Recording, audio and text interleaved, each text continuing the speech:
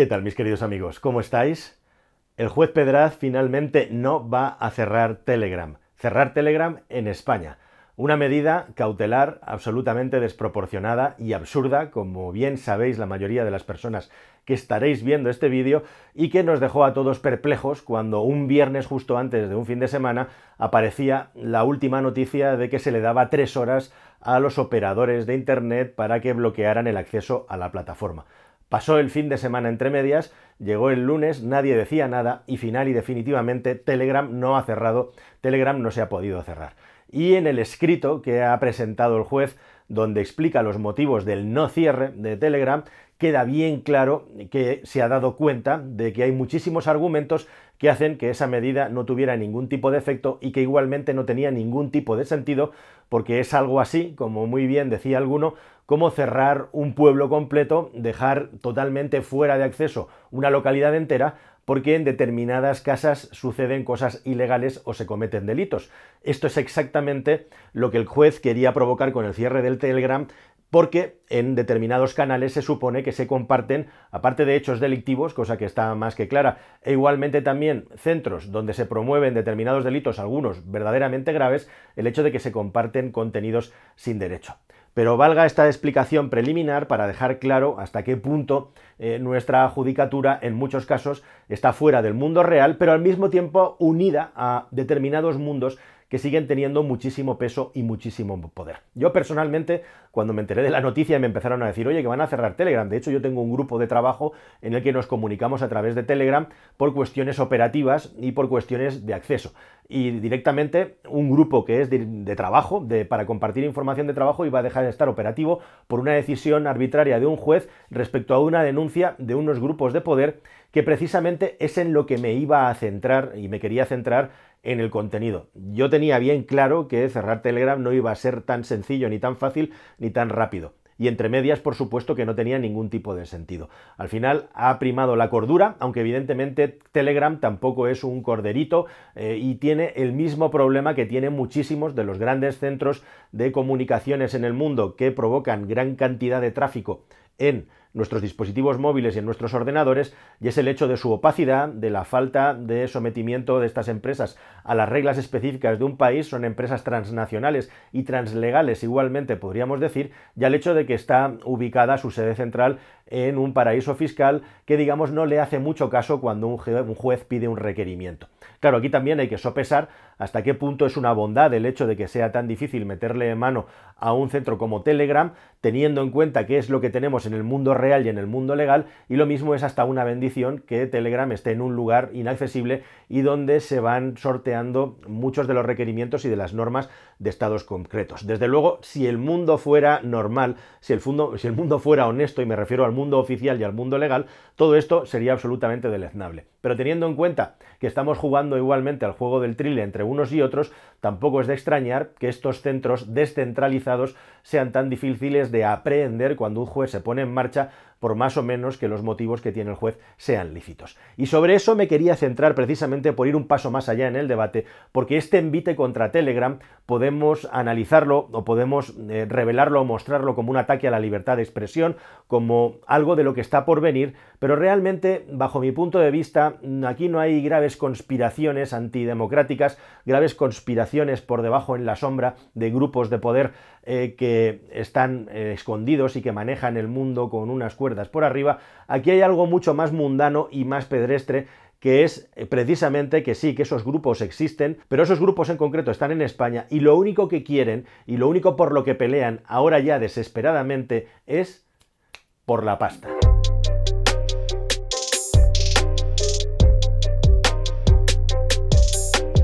Como sabéis, todo esto viene de, según el juez, la falta de respuesta por parte de Telegram a requerimiento de una denuncia por parte de A3 Media, Mediaset y Telefónica en su rama de generación de contenido y comunicación respecto a ciertos canales de Telegram que estaban replicando sin permiso los contenidos de estas cadenas, de estas emisoras. Es como en el pasado pasó con Pirate Bay y otras páginas web que contenían contenido pirata. Sería algo así como si alguien cerrara Internet porque alguien está compartiendo contenido de manera ilícita o ilegal o vulnerando algún tipo de derecho, algo que se tiene que perseguir si no queremos que el día de mañana a los demás nos pase exactamente lo mismo, aparte de que se empobrece todo el ecosistema. Pero este no es el debate. El debate yo lo mando al año 2019, año en el que la Comisión Nacional del Mercado de Competencia le pone una pedazo de multa a Atresmedia y Mediaset por tener el monopolio de la publicidad en abierto en España. Los dos grandes grupos de comunicación audiovisual en abierto en España, afortunadamente ahora hay que ponerles el apellido de en abierto,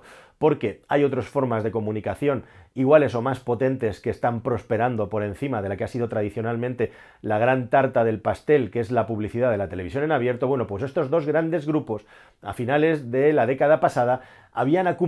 conseguido concentrar prácticamente el 90% de la inversión de la publicidad en España. Habían hecho el milagro de los panes y los peces, porque tenían menos del 70% de la audiencia, del 60 y pico por ciento de la audiencia, y sin embargo se llevaban el 90% de la facturación publicitaria. Había un efecto multiplicador en el que, mediante distintos tipos de prácticas, en las que hay varios actores implicados, estos dos grandes grupos se quedaban con prácticamente toda la tarta de este pastel. ¿Y cómo lo hacían? Pues, como digo, conchavados con un actor que hay entre medias, entre el anunciante y el medio de comunicación que pasa los anuncios, que se llaman las agencias de comunicación y las agencias de planificación de medios. Aquellos a los que se les cede el dinero para que estos hagan una planificación de dónde debe ir el dinero en estas cadenas de televisión. Así que estas cadenas de televisión lo que hacían era distintos tipos de prácticas como mínimo ilícitas, por no llamar mafiosas, respecto a las cadenas más pequeñas de televisión, que básicamente del gran bocadillo de la publicidad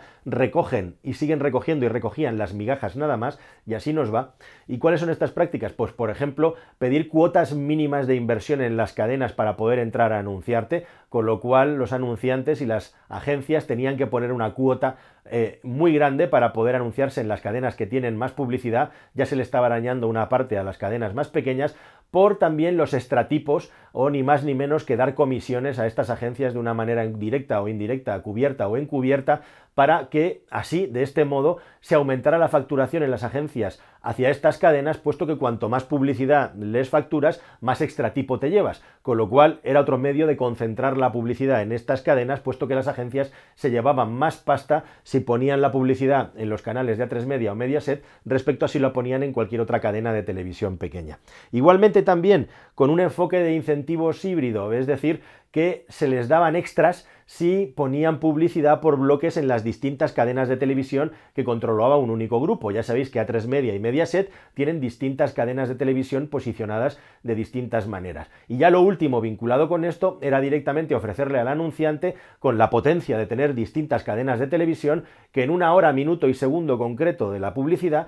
se pasaran los mismos anuncios en cada una de las cadenas que controla el grupo, con la potencia que eso tiene a la hora de dirigirse a targets masivos y alcanzar el máximo de población, cuando lo que se lanza es un producto determinado que lo que requiere es eso, el máximo alcance independientemente del target,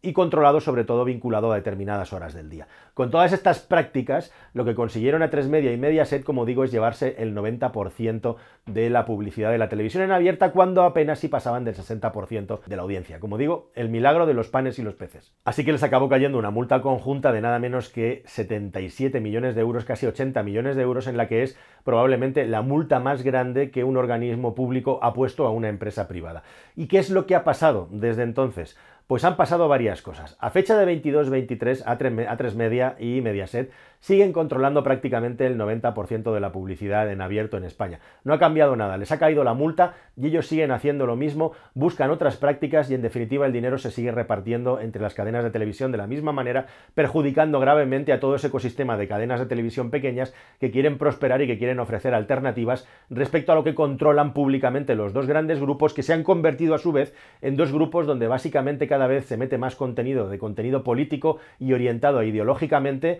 cada uno en función de la cadena en la que está, y menos contenido de calidad o de entretenimiento fuera de la basura que ponen. Es siempre lo mismo. Les ponen una multa por incumplir la normativa de publicidad, por hacer todas las prácticas que te he contado, por meter publicidad donde no se debe, y al mismo tiempo les viene a cuento, les sale bien pagar las multas porque les da cuenta todos los tejemanejes que llevan en el mundillo de la publicidad. Así que lo pagan con gusto y siguen haciendo lo mismo. Pues son estos, precisamente, son estos los que atacan a Telegram y los que atacan igualmente a todos los que generamos contenido en plataformas como esta, porque les estamos quitando ese maná del dinero que ellos han conseguido por decreto, trabajando en modo monopolio, en este caso duopolio, y con solo dos actores que concentran la mayor parte de la publicidad en España en determinados ámbitos de los medios de comunicación. Eso se llama duopolio. Eso se llama conseguir el dinero mediante el BOE y no mediante la competencia, porque no hay manera de competir con ellos por las prácticas que llevan detrás en sus negocios. Y frente a esto,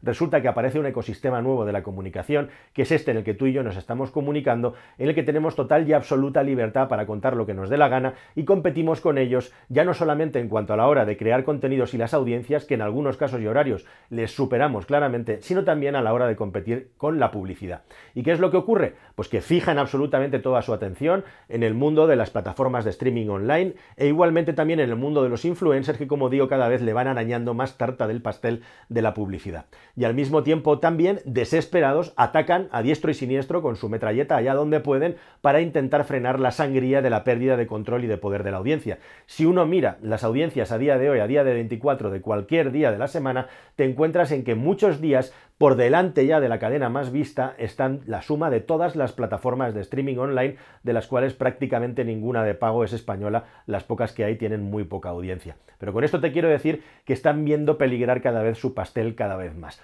¿Y por dónde lo pierden? Pues lo pierden en plataformas como la nuestra, que cada vez tiene más publicidad, el mundo digital, e igualmente también lo pierden en plataformas de pago mensual sin publicidad, donde muchísimas personas ya están por las noches viendo este contenido o viendo esas plataformas de streaming y pasan completamente de la publicidad lineal, pasan de la publicidad en abierto, tienen un problema muy grave porque hay toda una generación de personas que ya no ve la tele tradicional, la tele como la hemos visto nosotros los que tenemos un año y como la hemos visto nuestros padres. Y es precisamente en este contexto de las empresas del BOE, de las empresas que consiguieron el poder por estar cerquita precisamente del poder, de conseguir las licencias, es esta forma de hacer negocios propia de los años 70 y 80, la forma de la comunicación de la escasez del ancho de banda, de la escasez de frecuencia, de la escasez de licencias para hacerte grande y controlar los medios de comunicación mediante tráfico de influencias, incluso con una parte muy importante del dinero que se va fuera del país, a Italia concretamente, precisamente por este sistema que tenemos, donde estas empresas reaccionan furibundos como un toro herido, denunciando a diestro y siniestro a quien haga falta, empezando por pedir que los influencers tengan que declarar cualquier tipo de publicidad o ingreso si tienes más de 100.000 seguidores, y terminando por pedir que se cierre Telegram, algo que un juez trasnochado requiere de 72 horas para darse cuenta que es absolutamente surrealista y absurdo. Así que, queridos amigos, este es el terreno de juego. Esta batalla se va a seguir librando en el futuro. Cada vez va a ser más habitual que recibamos ataques por parte de estos dinosaurios que, como digo, consiguieron lo que tienen por real decreto y por estar cerca del poder. Y por eso no hay mejor forma de estar cerca del poder que crear un grupo de medios de comunicación que, entre otras cosas, abarque todas las ideologías posibles para perpetuarse, porque eso es lo que buscan, que esa máquina de hacer dinero simple y llanamente por tener una licencia en condiciones ventajosas esté el máximo de tiempo en funcionamiento. Cosa que, como digo ahora, están viendo perder. ¿Cuál va a ser la próxima? Seguiremos hablando de esto, porque viene ahora una nueva ley, una nueva regulación en la que se nos va a poner en jaque, se nos va a intentar meter en el mismo saco en el que funcionan ellos, y ellos, desde luego, que vienen clamando sin ningún tipo de pudor y sin ningún tipo tampoco de educación, que este es un mundo que hay que parar, que este es un mundo que hay que directamente frenar, porque aquí pasan cosas sospechosas, cosas sucias, que somos unos defraudadores y, en definitiva, están tirando un montón de mierda contra los comunicadores independientes que trabajan en digital, simple y llanamente para intentar quitarnos el dinero que generamos. Nada más, queridos amigos, muchísimas gracias y nos vemos en un próximo vídeo. Adiós.